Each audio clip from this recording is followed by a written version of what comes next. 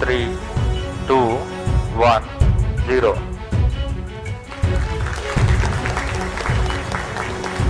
That's 5 seconds. Lift off normal. Auto trekking PT driver tracking. PSLV 661 का सफलतापूर्ण उत्थापन। P2 tracking. The mission could not be accomplished. After analysis, we shall come back.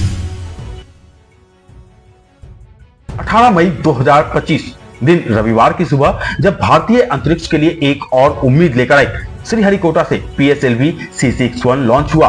लेकिन कुछ ही देर में यह mission एक अधूरी कहानी बनकर रह गया। इसरो प्रमुख वी नारायणन ने बताया कि PSLV C61 रॉकेट का पहला और दूसरा चरण बिल्कुल सामान्य तरीके से पूरा हुआ, लेकिन तीसरे चरण में कोई तकनीकी खामी आई और मिशन वहीं रुक गया। दरअसल PSLV C61 रॉकेट को आंध्र प्रदेश के सतीश धवन अंतरिक्ष केंद्र श्रीहरिकोटा से लॉन्च किया गया था। यह PSLV रॉकेट का 63वां और एक्सेल कॉन्फ़िगरेशन में 27वां मिशन था। शुरुआती 2 चरणों में सब कुछ सामान्य था, लेकिन जब तीसरे चरण ने काम करना शुरू किया तभी एक तकनीकी समस्या सामने आई।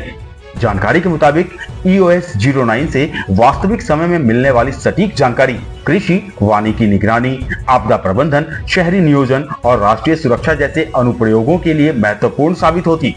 इस मिशन का उद्देश्य देश भर में विस्तारित तात्कालिक समय पर होने वाली घटनाओं की जानकारी जुटाने की आवश्यकता को पूरा करना था। इसरो के मुताबिक करीब 1696.24 किलोग्राम वजन वाला पृथ्वी अवलोकन उपग्रह यानी अर्थ ऑब्जर्वेशन सैटेलाइट EOS-09 वर्ष 2022 में प्रक्षेपित EOS-04 जैसा ही है। EOS-09 की मिशन अवधि 5 वर्ष थी। वहीं उपग्रह को उसकी प्रभावी मिशन अवधि के बाद कक्षा से बाहर निकालने के लिए पर्याप्त मात्रा में ईंधन आरक्षित किया गया था, ताकि इसे 2 वर्षों के भीतर कक्षा में नीचे उतारा जा सके, जिससे मलबा मुक्त मिशन सुनिश्चित रहे। इसरो के प्रमुख वी नारायणन ने लॉन्च के लाइव प्रसारण के दौरान बताया, रॉकेट के तीसरे चरण में ठोस ईंधन से चलने वाला मोटर चालू तो हुआ, लेकिन उसके दबाव में गिरावट आ गई। इसी कारण मिशन को पूरा नहीं किया जा सका। Good morning, friends. Today we attempted a launch of PSLV C61 vehicle. The vehicle is a 4-stage vehicle. First 2 stages performed as expected, and during the 3rd stage, it's a solid motor system. We are seeing observation. The motor pressure, there was a fall in the chamber pressure of the motor case, and the mission could not be accomplished. We are studying the entire performance. We shall come back at the earliest. Thank you.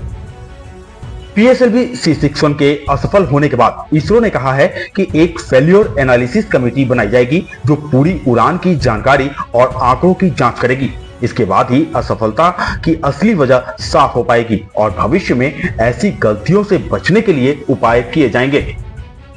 Started perfectly, but during the functioning of the 3rd stage, we are seeing a observation, and the mission could not be accomplished.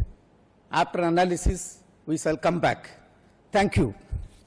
ISRO का mission तो fail हो गया, लेकिन क्या आप जानते हैं कि PSLV रॉकेट के चरण कैसे काम करते हैं? तो चलिए हम आपको बताते हैं कि PSLV रॉकेट के चरण कैसे काम करते हैं। दरअसल PSLV यानी पोलर सैटेलाइट लॉन्च व्हीकल एक 4 चरणीय रॉकेट होता है। इसका पहला और तीसरा चरण ठोस ईंधन से चलते हैं, जबकि दूसरा और चौथा चरण तरल ईंधन से चलते हैं। तीसरा चरण सैटेलाइट को ऊपरी वायुमंडल में सही कक्षा की दिशा में ले जाने के लिए बहुत महत्वपूर्ण होता है। इसी चरण में गड़बड़ी आई और सैटेलाइट तय कक्षा तक नहीं पहुंच पाया। हालांकि PSLV की गिनती दुनिया के सबसे भरोसेमंद रॉकेटों में होती है, लेकिन पहले भी कुछ मिशन असफल रहे हैं। 1993 में पहले PSLV मिशन के दौरान प्रोग्रामिंग गलती और चरण पृथक्करण में गड़बड़ी हुई थी, जिससे सैटेलाइट गलत दिशा में चला गया था। जबकि 2017 में एक PSLV मिशन के दौरान सैटेलाइट का कवच नहीं खुला, जिससे सैटेलाइट अंदर ही फंसा रह गया था।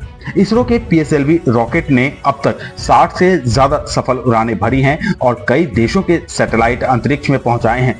यह रॉकेट इसरो का एक मजबूत स्तंभ रहा है। वहीं इसकी इस असफलता को लेकर जानकारों का मानना है कि 1-2 असफलताओं से PSLV रॉकेट की साख पर पट्टा नहीं लगेगा। इस खबर में फिलहाल इतना ही। इस खबर पर आप अपनी राय हमें कमेंट बॉक्स में कमेंट कर जरूर बताएं। देश और दुनिया की तमाम खबरों के लिए आप इंडिया आज को सब्सक्राइब करें और देखते रहें इंडिया आज।